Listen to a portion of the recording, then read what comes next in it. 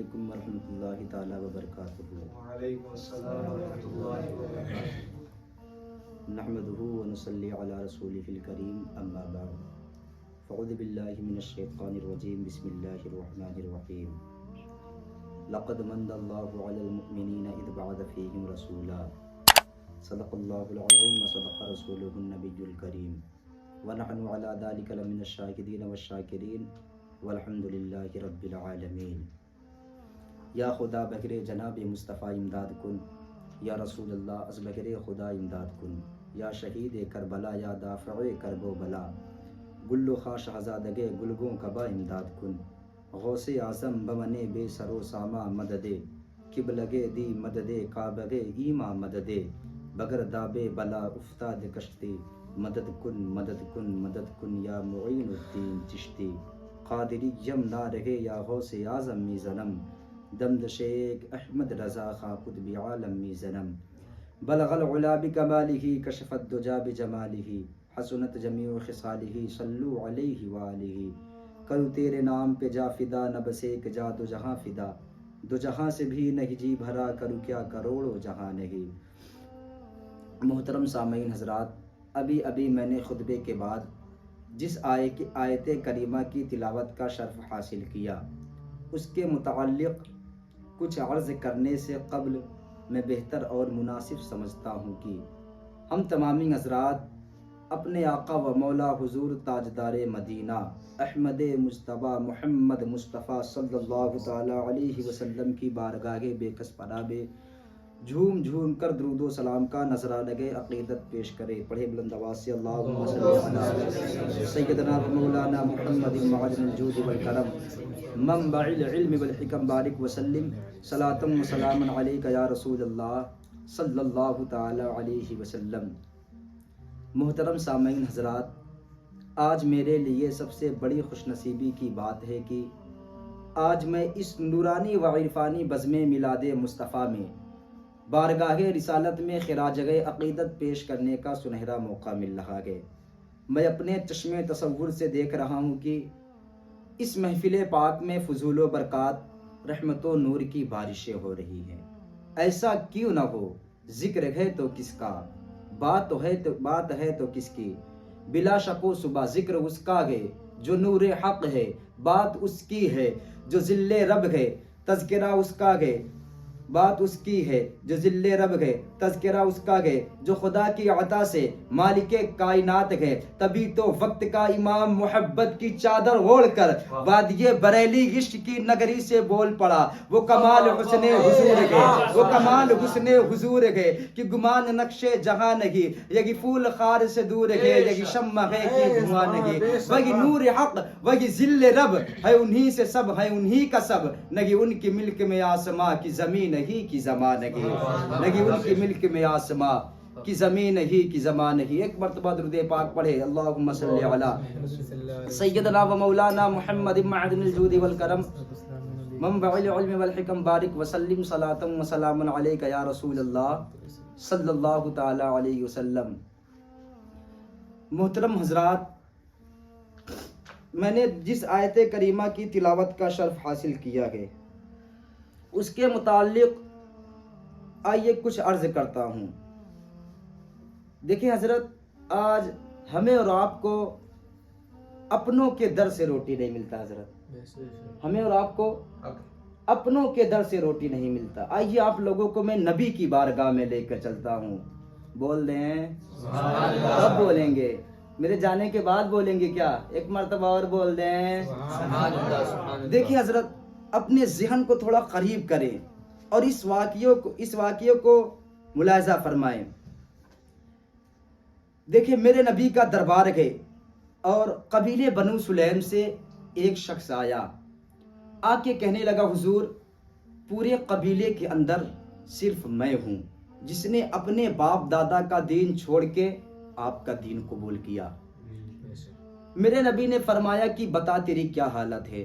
کہا حضور جیسے میری ظاہر کی حالت ہے ویسے میرے پورے گھر کی حالت ہے، مل گیا تو کھا لیے، نہیں ملا تو اللہ کا شکر ادا کر لیے۔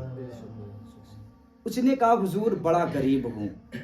میرے نبی کھڑے ہوئے منبر پہ 350 صحابہ مسجد میں تشریف فرما کے. کتنے؟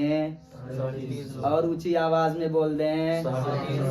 350 صحابہ مسجد میں تشریف فرما کے آقائے کریم صلی اللہ تعالی علیہ وسلم نے کھڑے ہو کے فرمایا کہ ہے کوئی جو میرے اس غلام کو سواری دے. اللہ اکبر. اتنی بات کہی، اتنے میں ایک صحابی کھڑے ہو گئے اور کہنے لگے حضور سواری میری باہر کھڑی ہے، میں اس کو دیتا ہوں. پھر آقا نے کہا ہے کوئی جو اسے کپڑا پہنائے. حضرت عثمان ابن عفان کھڑے ہو گئے، کہنے لگے حضور اسے کپڑا میں دیتا ہوں. وہ کہنے لگا حضور سواری اور کپڑا ٹھیک ہے، بھوک بہت تیز کی لگی ہے، آقا اگر ہو سکے تو کھانے کا انتظام کرا دے. میرے نبی پھر سے کھڑے ہوئے منبر پہ فرماتے صحابہ جو آج اسے 2 روٹی کھلائے گا محمد اسے جنت کی ضمانت دیتا ہے. جو آج اسے 2 روٹی کھلائے گا محمد اسے جنت کی ضمانت دیتا ہے. وہ تو نہایت سستا سودا بیچ رہے ہیں جنت کا، ہم مفلس کیا مول چکائے اپنا ہاتھ ہی خالی ہے. ہم مفلس کیا مول چکائے اپنا ہاتھ ہی خالی ہے. مگر صاحب جانتے ہو صحابہ کی آنکھیں برسنے لگی کہ 350 صحابہ، ایک صحابی بھی کھڑا نہیں ہوا. میرے نبی نے 2 مرتبہ فرمایا کہ ہے کوئی جو میرے اس غلام کو 2 روٹی دے.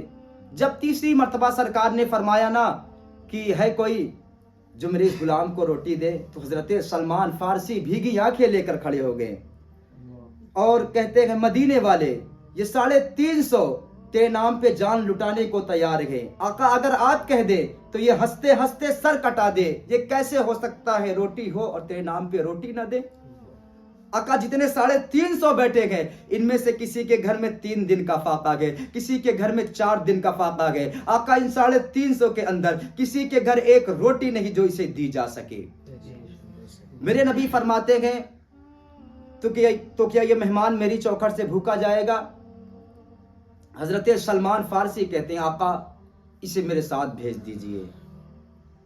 اب توجہ کرنا، توجہ کرو پیارے. حضرت سلمان فارسی نے مہمان کا ہاتھ پکڑا اور لے کر کے اس دروازے پر گئے ہیں صاحب جس دروازے پر جبریل آ کر کھڑے ہوتے ہیں. وہ دروازہ کسی اور کا نہ تھا بلکہ وہ دروازہ سیدہ طیبہ طاہرہ عابدہ زاہدہ نبی کی بیٹی حضرت فاطمہ الزہرا کا دروازہ تھا. جا کر کے دروازہ کھٹکھٹایا، آواز آئی کون؟ کہا سلمان فارسی آیا ہوں. حضرت فاطمہ کہتی ہے چچا جی کیسے آنا ہوا؟ آپ فرماتے ہیں بیٹی ایک مہمان مصطفیٰ کی بارگاہ میں آیا ہوا ہے. ایک مہمان مصطفیٰ کی بارگاہ میں آیا ہوا ہے اور مدینے کے اندر کسی صحابی کے گھر روٹی نہ مل سکی. ہم نے سوچا بیٹی اگر یہ خالی پیٹ چلا گیا تو کہے گا نبی کے شہر میں کسی نے کھانا نہیں کھلایا. بیٹی یہ سوچ کے تمہارے دروازے پہ لایا ہوں. بیٹی آج اس مہمان کے صدقے میں اپنی چچا کی زبان کی لاز رکھ لینا. اللہ اکبر. اتنا سننا تھا سیدہ فاطمہ الزہرا کے آنسو برسنے لگ جاتے گئے. سیدہ کہتی ہے چچا ذرا کان قریب کیجئے. حضرت سلمان فارسی نے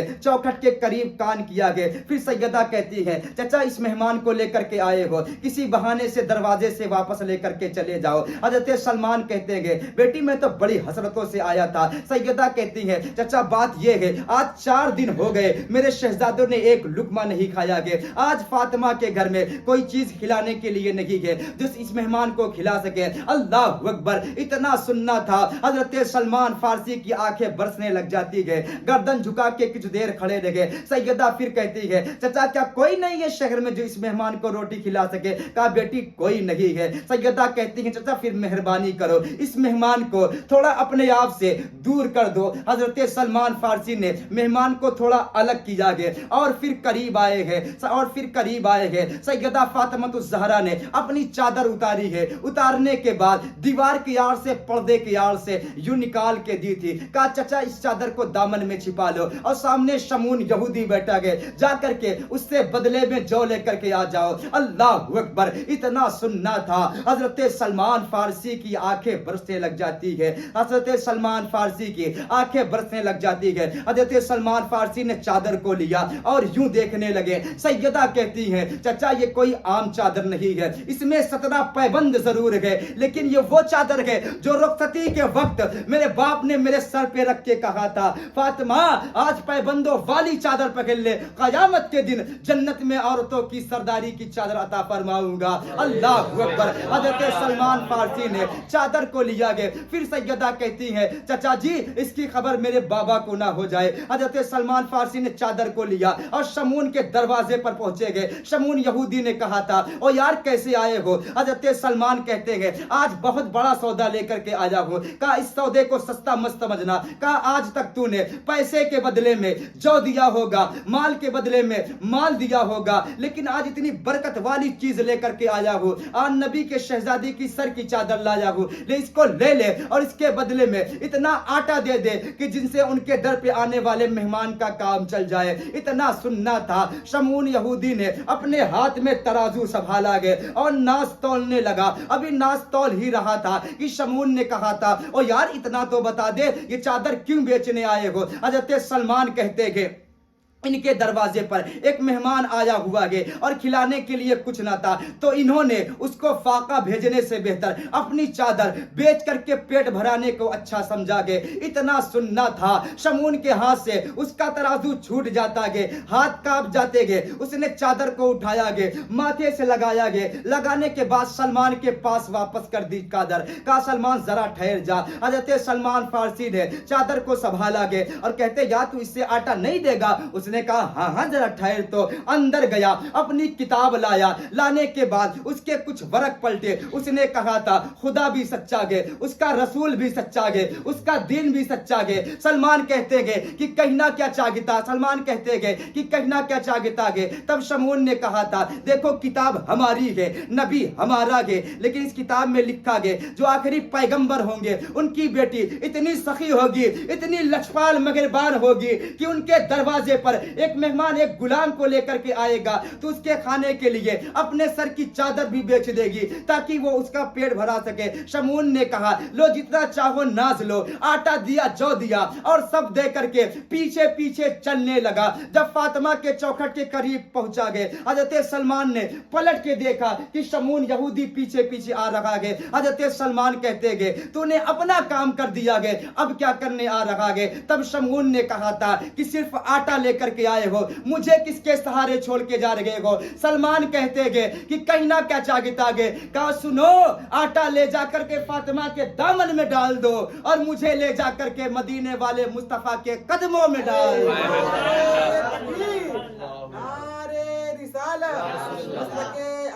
حضرت جشن عید میلاد النبی, نعرے تکبیر, نعرے رسالت, اور مجھے لے جا کر کے مدینے والے مصطفیٰ کے قدموں میں ڈال دو. محترم سامعین حضرات, میرے بولنے میں جانے انجانے میں اگر کہیں غلطیاں ہو گئی ہو تو اپنا بچہ سمجھ کر, اپنا بیٹا سمجھ کر, اپنا بھائی سمجھ کر معاف کر دینا. اور رب کی بارگاہ میں دعا ہے کہ رب قدیر اس تھوڑے دیر گفتگو کو اپنے بارگاہ میں شرف قبولیت عطا فرمائے. آئیے چلتے چلتے میں آپ لوگوں کو ایک شعر سنا دیتا ہوں. بول دیں حضرت ایک مرتبہ سبحان اللہ, اور اونچی آواز میں بول دیں سبحان اللہ. میں شہر طیبہ کی سین لوں گا. حضرت میں شہر طیبہ کی سین لوں گا, کبھی ادھر سے کبھی ادھر سے, کبھی یہاں کا کبھی وہاں کا, کبھی ادھر سے کبھی ادھر سے.